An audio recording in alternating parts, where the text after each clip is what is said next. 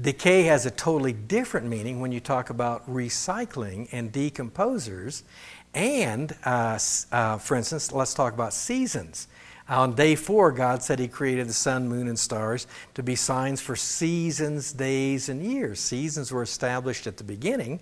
And wow, when you look at the way plants are designed, for some of them, not all of them, but plants that are designed for seasonal variation, it's really awesome, including the fall, autumn leaf color, and one of the things we miss in Florida. And when we say no death before Adam's sin, we mean no death in the biblical sense, no death of things that could die.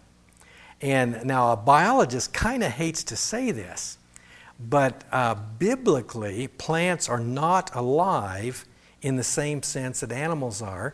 In Hebrew, the phrase is nephesh or nephesh, N-E-P-H-E-S-H. Animals have that. Animals have a soul, not an eternal spirit like we do, but they have nephesh. They have that kind of life. We have that kind of life. Trees don't. In fact, plants are made on day 3 with the dry land, and then you make the sun, moon, and stars. Then you come back to the living things, the swimmers, flyers, land animals, and people on days 5 and 6. And so plants were designed, Genesis 2:9, to be pleasant to the sight and good for food. And so before the fall, God told Adam and Eve to eat, the fruit and so on. So they were eating things, digesting plants.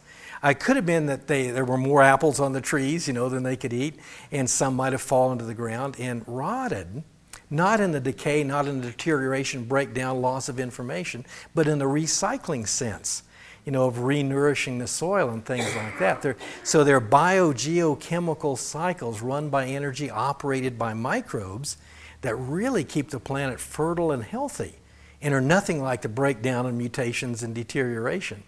And so I think seasonal variations and plants being eaten and things like that were part of the world before the fall. God might have even used those as object lessons. Sometimes people say, well, if Adam and Eve didn't know what death was, how could they be scared when God said you'll die? He might have said, well, look at that apple. That could happen to you if you eat of that tree. But it's not decay. It's not that loss of information and things like that. And, God designed plants for food. The second thing is, do I know, can I tell what conditions changed? And, of course, only in part and only non-dogmatically. And so we get glimpses here and there in Scripture of the difference between before and after the fall.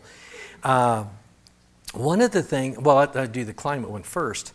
Perhaps the biggest difference does seem to be in climate. And that's something that even secular scientists will say, that the Earth once had a mild climate pole to pole.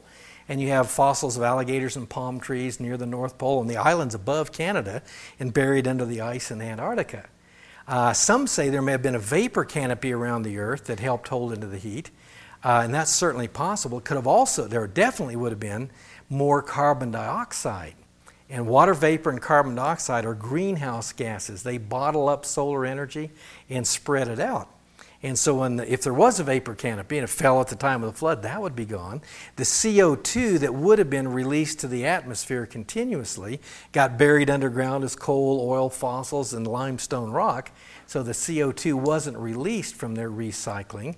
And so it diminished dramatically to 0.03%.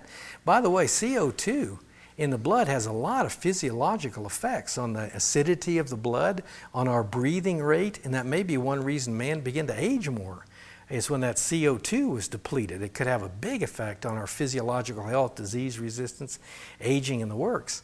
The latter part of that's more speculative, but that CO2 loss would have seemed to plunge us in to the ice age that we're still in. Florida's in the ice age too. You don't notice it as much, but even at the peak of the ice age, when the ice covered 30% of the continents, Florida was still about the same temperature it is now. Frankly, too hot. It was kind of refreshing for me to come up here and get cool. It's been 80s and 90% humidity for as long as I can remember. So this was definitely a change of pace. So that would have changed. And of course, all the animals are also said to have eaten only plants. And so some animals begin to kill other animals. At the end of the flood, God told Adam that as I gave you the green plants, so now you may eat meat. And I think what happened there is the deterioration in the bodies of people and animals Vegetarians can make all of their, what we call vitamins, just from eating grass and plant material. We have to have supplemental sources for these things. We've lost a lot of our genetic enzymes for enzymes that sheep and cattle have. And they have much more elaborate digestive systems in herbivores than there are in carnivores. And so anything that would break down the digestive system, knock out some of the metabolic pathways for making nutrients, would kind of force some animals to begin to eat other animal material. Maybe just at the time of reproduction. That's when female mosquitoes, you're looking for blood to make protein. Or bears go, they're mostly vegetarian, but they'll eat meat